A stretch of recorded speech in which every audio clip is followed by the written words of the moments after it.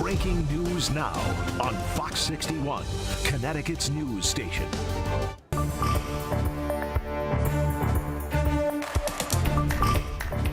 Bullets flew in Butler, Pennsylvania, as former President Donald Trump held a packed campaign rally.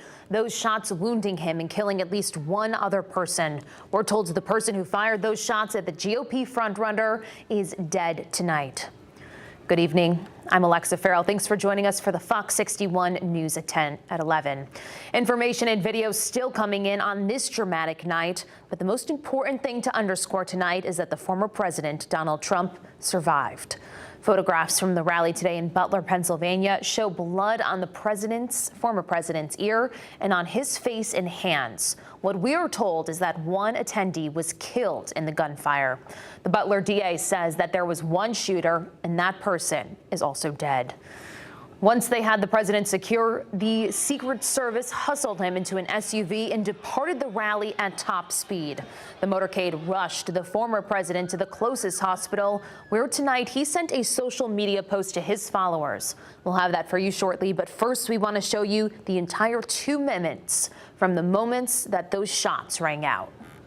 You want to really see something that said, take a look at what happened.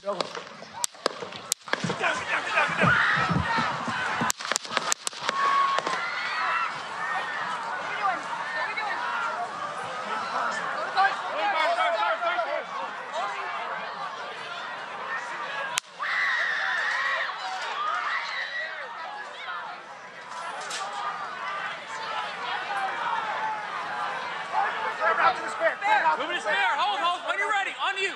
Ready? Move. Up. Move. Go. Up. Hawkeye's here. Hawkeye's here. Move it to the spare. Spare, get ready. Spare, get ready. We ready? Shooters down. Shooters down.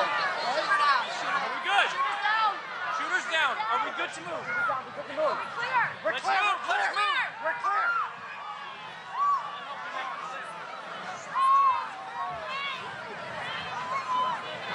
Come on. Let me get my shoes. Let me get my shoes. I got you, sir. Let me get my shoes, sir. Hold that in your head. It's bloody. So we gotta move to the bus. Move to the bus. Let me get my shoes. Okay. My shoes down. My shoes. Watch out. Wait.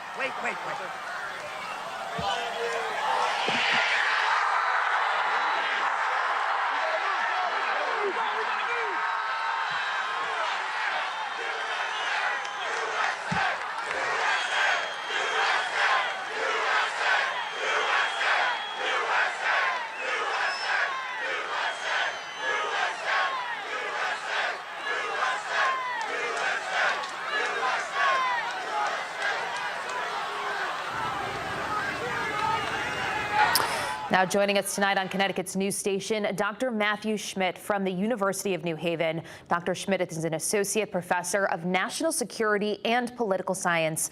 Thank you so much. I know it's late, so thank you for being up with us this evening. It's my pleasure, Alexa. All right, so first things first, your thoughts on what transpired at this political rally in Butler, Pennsylvania today? I think it was clearly an assassination attempt, and what we've seen in the last 3 days is absolutely unprecedented in American history. I mean, a few days ago, you have a sitting president that's being pushed to exit the race. You have an assassination attempt today, and in 24 hours, you have the start of a major political convention. How all this comes together in the end to affect the election is anybody's guess right now.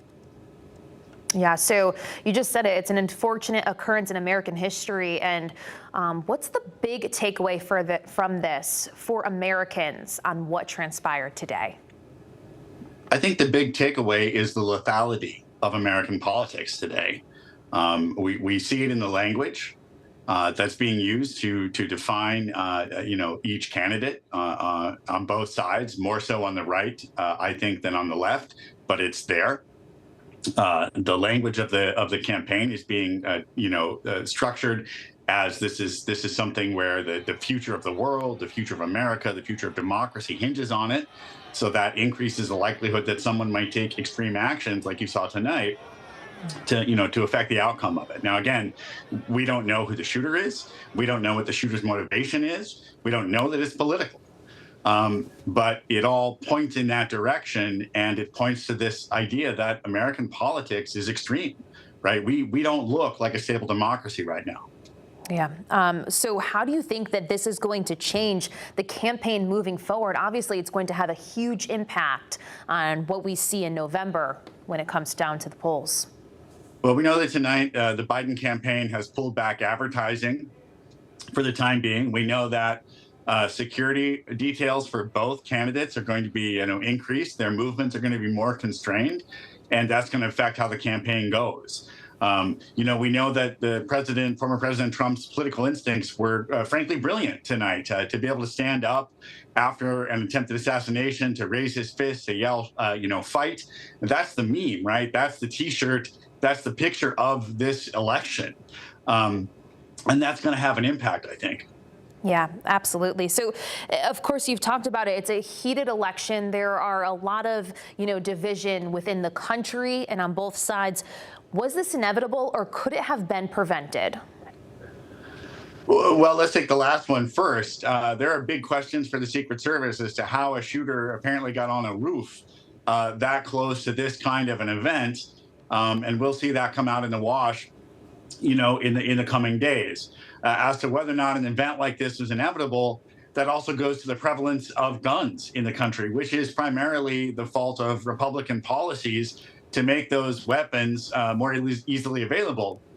But finally, right, it doesn't have to end up being this way, right? Our politics doesn't have to be this violent, and we have a choice, right? Americans have a choice, individuals have a choice in how they talk about politics, in how they frame it, and how they behave in it. So absolutely, we do not have to be the country that we saw tonight. Now, I have one more question for you. We are running out of time, but I just want to ask, do you think that Trump is this going to ignite a fire within him as he continues to campaign and rally the nation? Yeah, absolutely. I think you saw that tonight, right, with the raised fist. And we know from other examples with populist presidents that assassination attempts tend to work in their favor. It rallies their base. And well, that's what it does, right? And so it gets more voters out. And there's no reason to think that that won't happen with Trump here. But again, we're in strange times, and we'll have to wait and see what information comes in, see how those polls are. But I think that's the expectation right now is that Trump's going to have at least an energizing bump coming out of this. All right, Dr. Matthew Schmidt from the University of New Haven, thank you so much for your time this evening. Thank you for your expertise. And you can join us on Fox 61 News and share your insight and expertise. No, thank you for doing that. You're welcome. Take care. Well, in a statement he posted to his Truth Social account, Donald Trump said, "I want to thank the United States Secret Service and all of law enforcement for their rapid response on the shooting that took place in Butler, Pennsylvania. Most importantly, I want to extend my condolences to the family of the person at the rally who was killed, and also to the family of another person that was badly injured. It's incredible that such an act can take place in our country. Nothing is known at this time about the shooter, who's now dead. I was shot with a bullet that pierced the upper part of my right ear. I knew immediately that something was wrong and that I heard a whizzing sound, shots, and immediately felt the bullet ripping through the skin. Much bleeding took place, so I realized what was happening. God bless America."